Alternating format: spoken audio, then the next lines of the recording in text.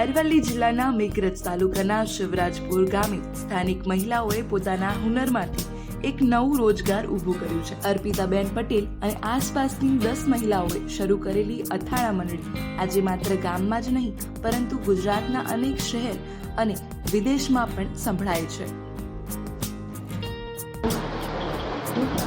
મારું નામ પટેલ અર્પિતાબેન નરેન્દ્રભાઈ છે. હું શિવરાજપુરા ગામની વતની છું. અમે સખી મંડળ સાથે બધી બહેનો જોડાયેલી છીએ. અમે વિવિધ પ્રકારના અથાણા બનાવીએ છીએ.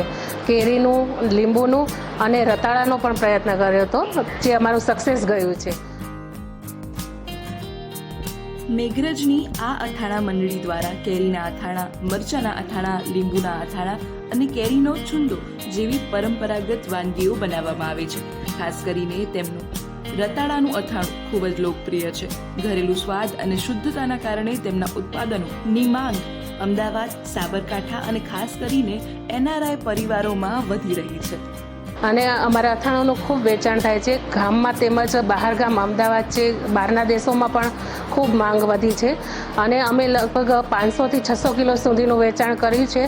અને સરકાર દ્વારા અમને જે સખી મંડળમાં લોન મળી હતી એના દ્વારા અમે આ પોતાના પગભર થવાનો પ્રયત્ન કર્યો છે. તેવી જ રીતના મેં જેમ કર્યું તેમ બીજી બહેનો પણ પોતાના પગભર થાય એવો મારો પ્રયાસ છે. મંડળીની મહિલાઓ પહેલા મૂલ્યાંકન, માવજત અને પેકિંગ જેવા દરેક પગલાં પોતે સંભાળે છે, જેથી ગુણવત્તામાં કોઈ પણ પ્રકારની કમી ન રહે.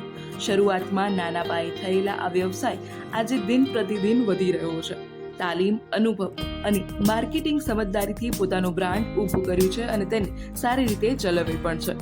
ખાસ કરીને આ મહિલાઓ હવે અન્ય સખી મંડળોને પણ તાલીમ આપે છે, તેમને પોતાનો વ્યવસાય શરૂ કરવા માટે પ્રેરણા આપે છે. આ મહિલાઓએ સાબિત કર્યું છે કે સમર્પણ, શ્રમ અને એકતાથી નાના ગામમાંથી પણ મોટી સફળતા મેળવી શકાય છે. અથાણા મંડળી એ માત્ર ઘરની રસોડાની અંદર શરૂ થયેલી કથા બહાર નીકળેલી સફળતા છે, જે આજે નાના વ્યવસાયને આંતરરાષ્ટ્રીય સ્તરે ઓળખ અપાવી છે. દર વર્ષે આ અથાણા મંડળી 900થી 1000 કિલો જેટલા અથાણાનું વેચાણ કરે છે. ખાસ કરીને આ અથાણા મંડળીના અથાણાનું વેચાણ અમદાવાદ, સાબરકાંઠા અને વિદેશમાં વસતા NRI પરિવારમાં વધારે છે. અથાણા મંડળીના અર્પિતાબેન જણાવે છે કે શરૂઆતમાં અમને શંકા હતી કે અમારી બનાવટના અથાણા કોઈ ખરીદશે કે કેમ, પણ અત્યારે લોકો અથાણાનો ઓનલાઈન ઓર્ડર આપી રહ્યા છે અને સારી એવી ટિપ્પણી પણ કરી રહ્યા છે. અને દર વર્ષે 900થી 1000 કિલો જેટલા અથાણાનું વેચાણ અમારી મંડળી દ્વારા થાય છે, જેના કારણે અમારી મહિલાઓ આત્મનિર્ભર બની છે.